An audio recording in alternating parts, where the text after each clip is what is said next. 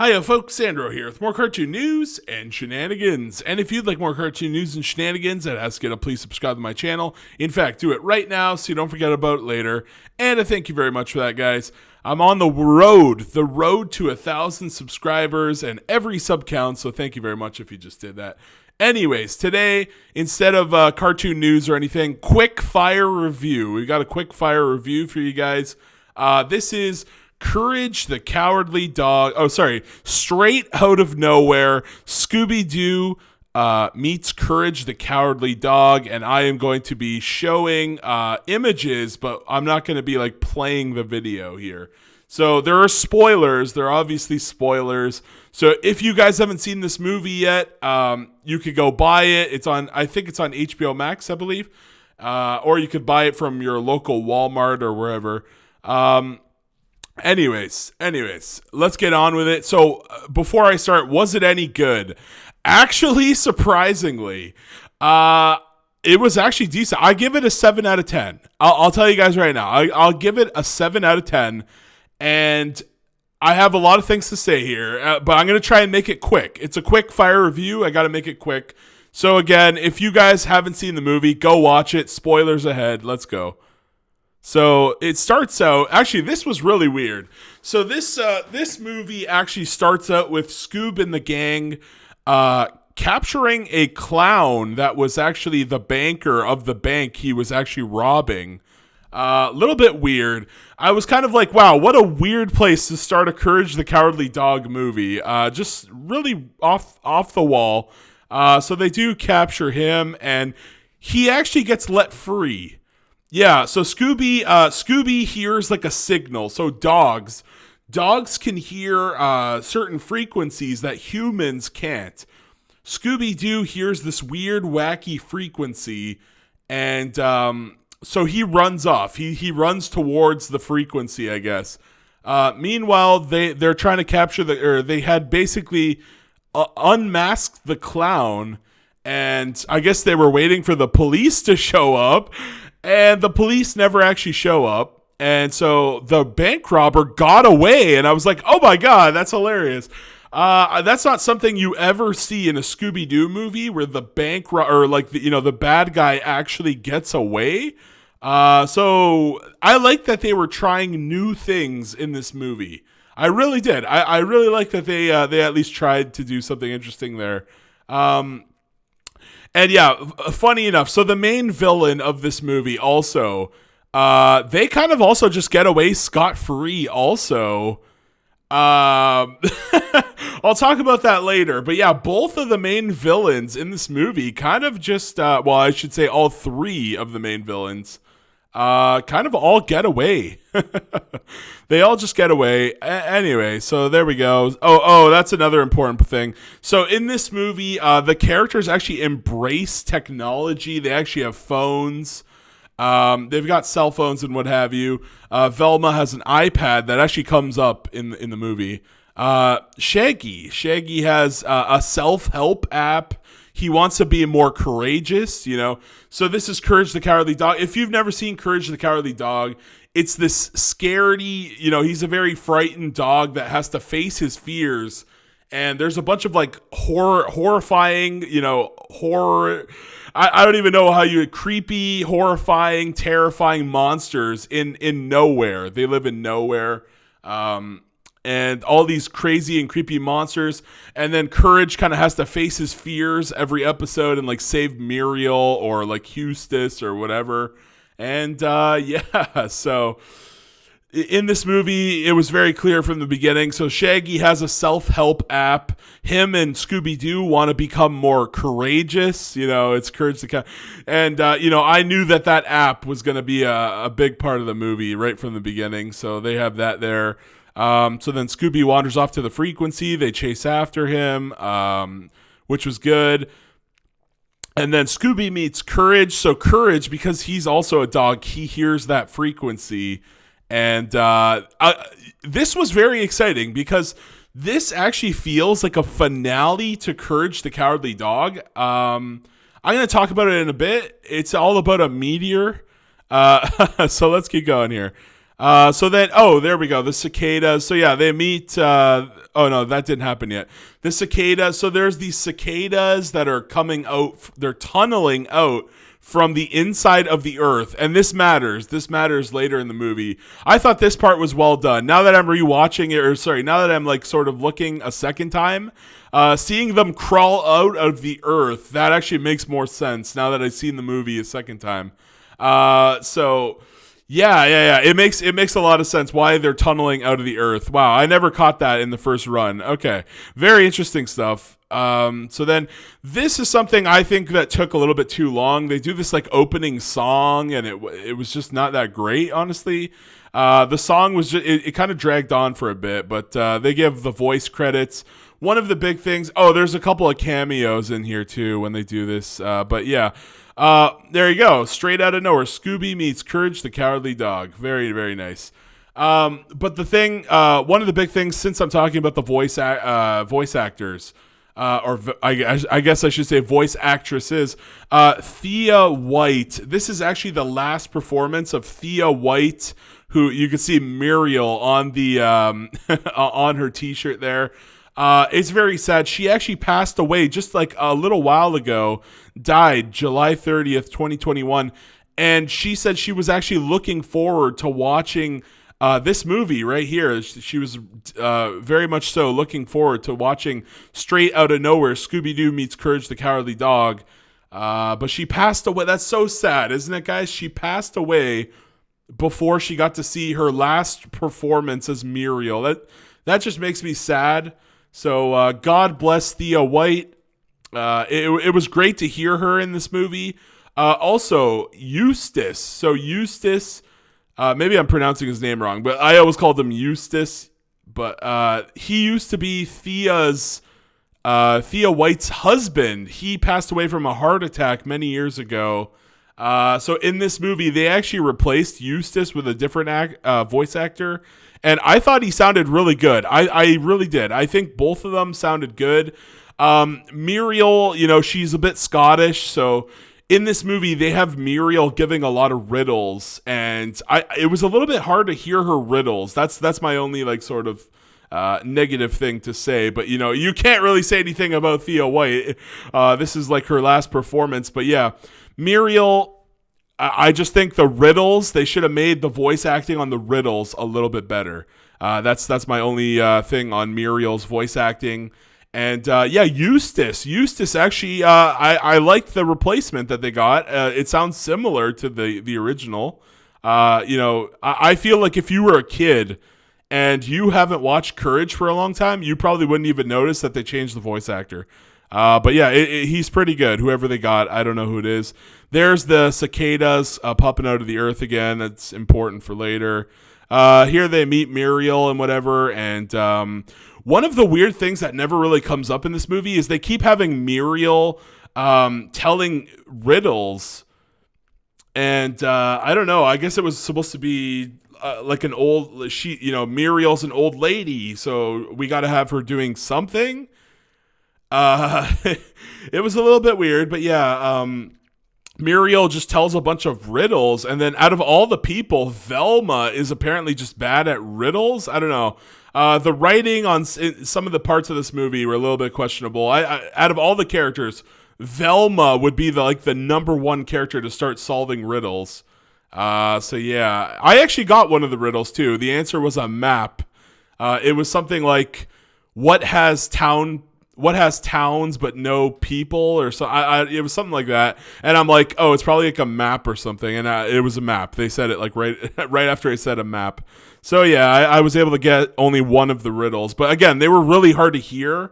Muriel, again, Scottish accent. It was just a little bit tricky to hear, in my opinion. So yeah, here we go. They meet Eustace and Muriel, and I think the art style is great here. They mesh really well. Courage, there you go. And by the way, yeah, Courage, all the voice, Courage has all the voice. He has the voice. He has the old school sound effects and everything. It's very well done. I have to say.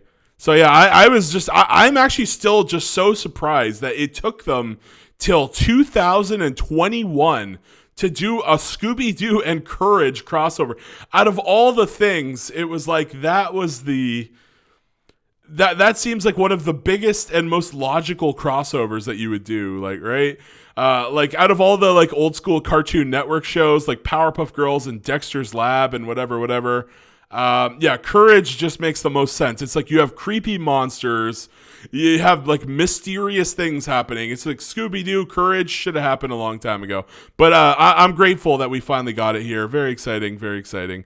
Anyway, so yeah, there's that. The gang, that tablet comes in later. Courage uses it to get down to the center of the earth. Like I said, yeah, for whatever reason in this movie, they really played up the technology. In this one. Very interesting. So yeah, let's see here. I actually thought they could have done more. They could have done more with the technology. But like, you know, I thought Velma was going to have like a forensics tablet. I thought she was going to start doing like all kinds of crime shit with her tablet, but like, no, they don't really go all the way with it. It reminds me of like Izzy from Digimon. You guys know that character, like Izzy, where like he would have this computer and he would always be doing this like wacky shit. He was able to do like all kinds of nonsensical things with his laptop. So I thought like Velma was going to do something like that. And there we go. We got the characters just hanging out. Here's the app. They get more self-help here. They get from the app. That's a big thing here. You know, it comes out later where like Courage has to be courageous in front of a giant cicada, and he ends up remembering what happens in the app here, you know. So it comes in. It's one of those like cliche movie things. So we're still here. We're about a third done of the movie here. Let's keep going. So then they go to the farm here. Did I miss anything special? This was actually one, in my opinion, this was the best part of the whole movie. So basically, where were they gonna go drive? Oh, they get invited to the mayor. So apparently the town of Nowhere mysteriously gets a mayor out of nowhere. Yeah. Out of nowhere, the town of Nowhere gets a mayor. And they were all invited, and apparently pets were welcome too. So Courage and Scooby-Doo were welcomed in. And so they go to the mayor's, but then Eustace's car gets like hijacked by one of the cicadas that can apparently drive. We do find out later why the cicada can drive. It's because it's actually two of Courage's main villains. I'll tell you that much. It's a character named Cats. Let me look it up here. So Courage, the Cowardly Dog. The main villains end up being Cats and LeQuack. Okay, hold on. Cats. Yeah, this character here, it's just it's an iconic Courage villain. And by the way, they didn't have the fantasy flan. He appears in a portrait for like 2 seconds, but you know, one of the most famous Courage the Cowardly Dog episodes, in my opinion, is the one about the buy fantasy flan. There's like this guy who goes on a television commercial and he starts like hypnotizing people, and he wants them to buy the goddamn fantasy flan. But he only appears as a portrait cameo, so that was a little bit. I wanted to hear the buy fantasy flan. I thought they were gonna bring that back for sure, but they didn't. Anyway, so there's Cats and Lee Quack. Am I spelling that right? Lee Quack. So these are two of the most like, you know, famous villains in Courage the Cowardly Dog. There's a couple other ones, but yeah, these two are pretty more of the iconic ones. But anyways, yeah, so it ends up being both of them, which was kind of interesting. It ends up being two separate villains. And Velma thinks that they're wearing a mask for some reason. I thought that was weird. Anyway, so yeah, this is cool. There was this, I was surprised. This must have been the most high budget scene of the entire movie. There was all this crazy shit. It was like there was a car chase, and like all this crazy shit happens in this canyon here. It's like, it was just wild. Yeah, so this character right here, this is actually Lee Quack and Cats in a zipper. Yeah, this is the wildest thing. So they're inside of a costume, and inside of that costume, they're dressed as the mayor. They're actually dressed as the mayor of the of Nowhere, the brand new fake mayor.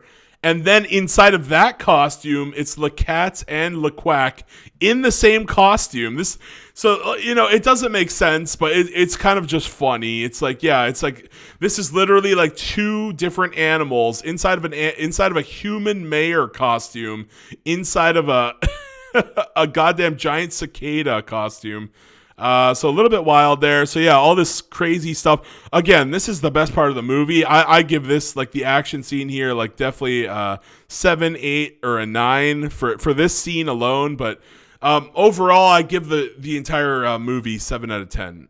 But yeah, so very exciting stuff here. Finally, they get to the mayors here, and one of the coolest things is there's a bunch of, like, famous, courage villains on the walls here. If you pay attention, this is where the fantasy flat he appears later in one of the portraits, but they basically just took a bunch of pictures of the villains and just slapped them in as cameo appearances. So there you go. There's that, like, Bigfoot character from, like, you guys might recognize that character at least. Some of these other ones are. There's that. Oh, what is that character's name? Oh my God, hold on. Courage, creepy. What was the name of the? I can't remember. Creepy. This thing. What the heck was this guy again? Kim. Return of the Slab. Yeah, the scariest Courage the Dog episode. Is his name the Slab? I think so, right? Courage, the Slab. Return of this King Ramses. Is that what his name is? I'm not exactly sure what it might be King Ramses, or they just call him the Slab guy here. But yeah, very, very horrifying character. So they actually did throw him in there. You can see him right there. Although they did make him 2D, I guess, in that one there. But yeah. So let's keep going here. So the chairs come to life here. So this is the mayor. This is LeCats and LeQuack. Or sorry, did I say LeCats? No, this is Cats and LeQuack inside of the mayor costume here. How the hell they're pulling that off without an accent, I don't know. But yeah, they just get the job done. The butler, he has a butler and a female butler. They end up being the general. That's an old Courage. Hold on, the general Courage. I can't remember his name. There we go. General Horton. This character only appears in like 5 episodes, I think. Hold on, 1, 2. I remember him though. I remember him from my childhood. 3, 4, 5, 6. Yeah, so 6. He's been in 6 episodes altogether, and then the other butler ends up being the lieutenant. So there you go. Let's go back here and let's keep going. So the mayor, yeah, he basically has a giant house filled with a bunch of like all the old characters. Weirdly enough, Courage doesn't really speak up and say like, "Hey, these portraits are all whatever," but. Yeah. So here they have dinner and they get loaves, like hard, stale loaves of bread. Not too much happens here. There they are again. So they end up being the general. So yeah. Anything else? And then they keep going. So we're about halfway done here. What's in here? I think I missed the flan guy. Oh, there's those 3-headed shit. Oh yeah, those guys appeared a whole bunch in Courage. I don't really. There's the cats. I keep saying look cats. There's cats there. A whole bunch of different episodes. They reference a whole crap ton of episodes here. The cicadas again. You get some Scooby-Doo puns here. Pretty funny. And there, I think they had a door gag just there. Did I miss the part where? Okay. Yeah, so you can actually see here in this scene, I don't know if you guys could, I don't know, it sort of missed it there. If you looked really closely, you could see Cats and LeQuack in this, like, dungeon back here, so that was kind of like the flan guy, shit, I missed it. Okay, he was there, I think I just missed it. Perfect, this is what I was looking for. So that we actually got a throwback to the television, Muriel and Eustace used to watch the television. Earlier in this movie, Eustace was watching some absolute gibberish on his screen. It was like some guy doing a weird pose over and over. But you could see Cats and LeQuack are right there. So this was a foreshadow. This was a nice little foreshadow that they were the main villains. And anything else I want to say? The Flan guy. There he is, the Flan guy. Oh, thank God. I was able to find it. Okay. There he is, right there. The bi-fantasy Flan guy. That just makes my day. So yeah, the whole house. They find under the house, basically, that this machine that they end up destroying was sending out signals to basically, that's why Scooby-Doo and Courage were acting so weird. It was sending out signals. It was really wonky and very interesting stuff. So this is where the show takes an interesting turn. I have to talk about this, though. So out of nowhere, just like Porky Pig. So if you guys have seen Space Jam 2, there was this little bit cringy, little bit of a cringe rap song. They just had a rap song with Eustace, the fuck out of nowhere. Once again, out of nowhere.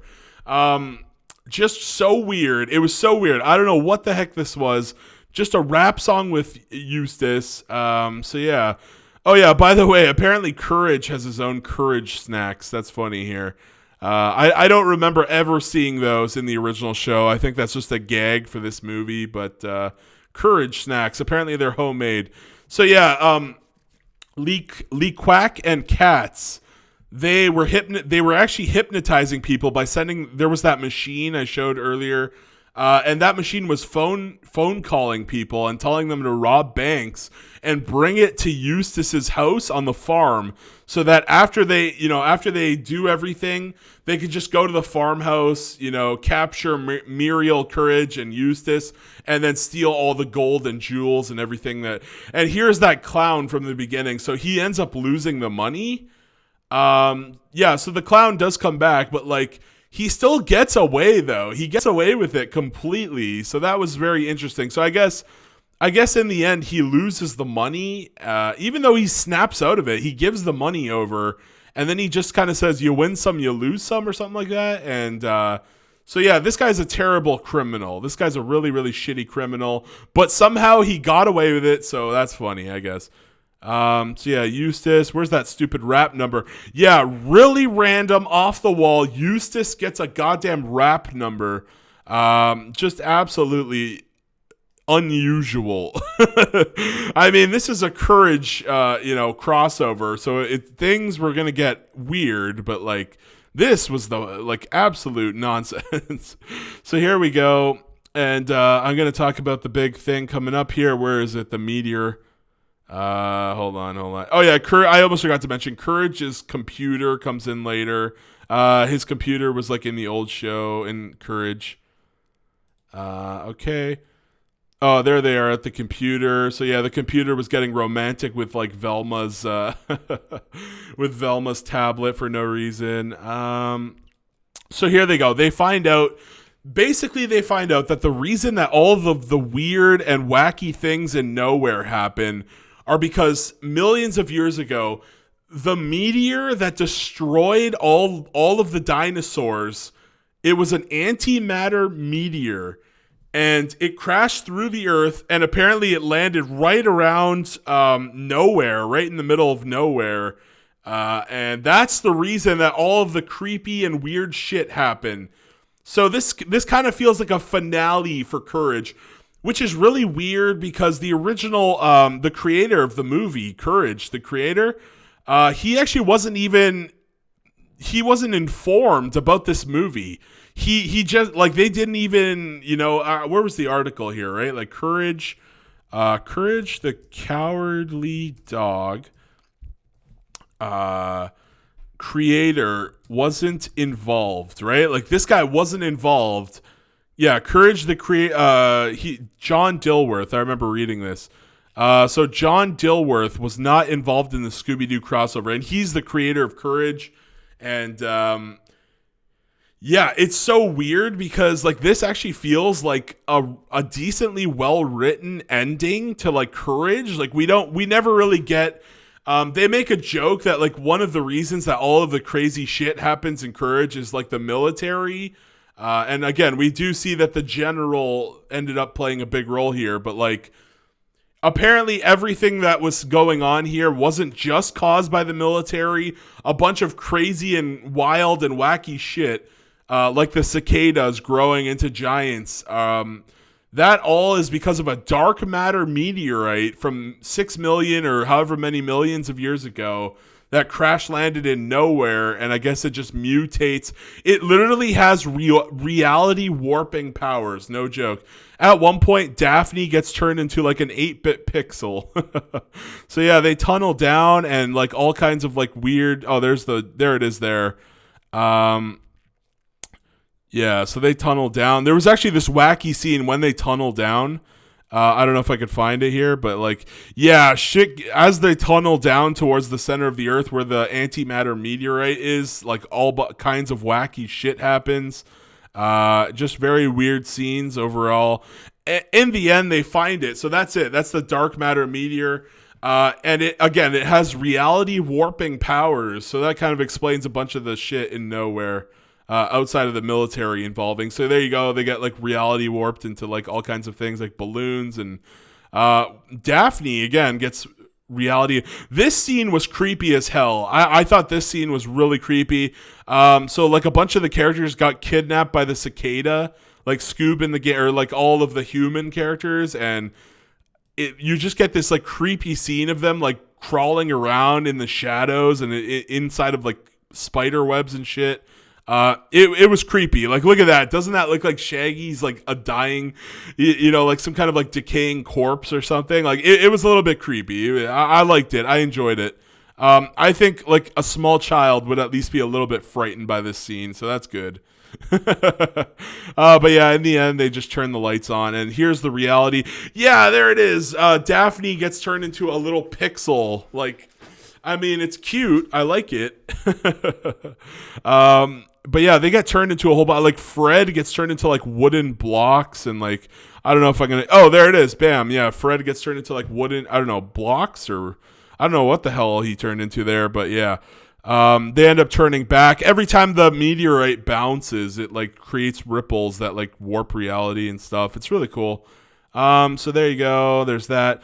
Then they have a giant cicada fight, and Courage remembers from the app that Shaggy and Scooby were like, you got to be courageous. So he has that moment, that very cliche moment that always happens, and they have a big battle here, and and they basically unmatch. So this is the weird part. So it ends up being LeQuack and Cats, right? Like I said multiple times, and apparently Velma guessed this.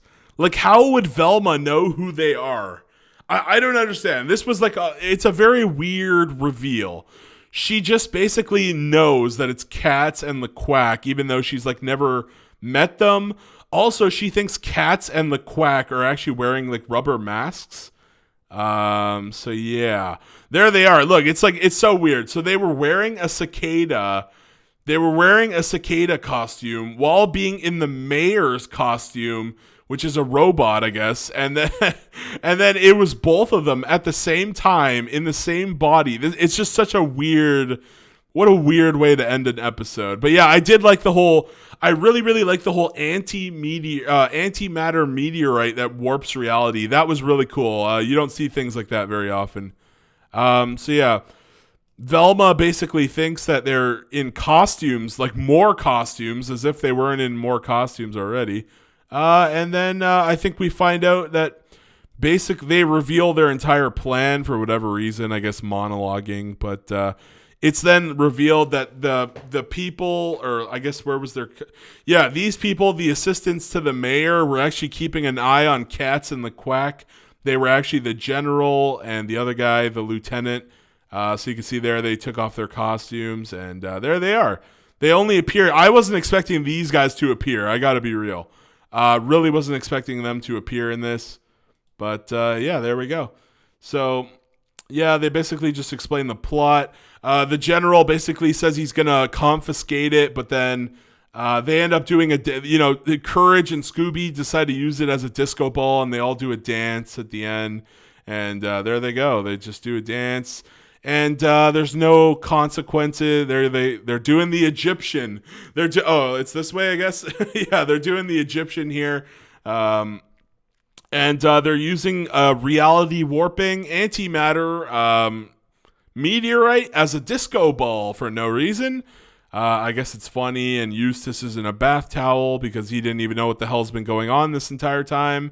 And so they, that's how it ends, basically. No consequences for the villains. The clown gets away. It was just a really, really wacky movie. So I'll give it a 7 out of 10 because, like, I feel like I really miss like courage, and it was great to see the characters. Thea White as Muriel. It was great to hear her one last time for one last performance. Fantastic. And as for all the other voice actors, they were just great. Absolutely great. Except for, I don't know, LeQuack? LeQuacker. Yeah, I guess Katz was really good. I don't know. LeQuack, I feel like they should have made his voice a little bit louder. He was a little bit soft. But, that's going to be it for the review. 7 out of 10. I think it was really good. There was just some wacky things. Eustace getting a rap number the fuck out of nowhere. I don't understand that, but okay. And again, dancing at the end with a disco ball. It didn't really feel like there was a conclusion to this. Like, is the military just going to confiscate I guess they said they were going to do that. They were going to turn it into a weapon. So doesn't this kind of just end Courage the Cowardly Dog? Like, the cicadas were all protecting it or I guess they were protecting it? I don't know. The cicadas were in the center of the earth. I guess I didn't really go over that too much, but the cicadas were all in here. You can see they like tunneled in the background. All these tunnels in the background were from the cicadas burrowing around, and I guess they were reality warped into being giant from the meteor. But we don't really get too much of a resolution here. It just kind of abruptly ends on a weird note. I guess that's Courage for you. It's just going to abruptly end on a weird note. One of the things I forgot to mention was Eustace. He actually did a joke or like a gag with the mask.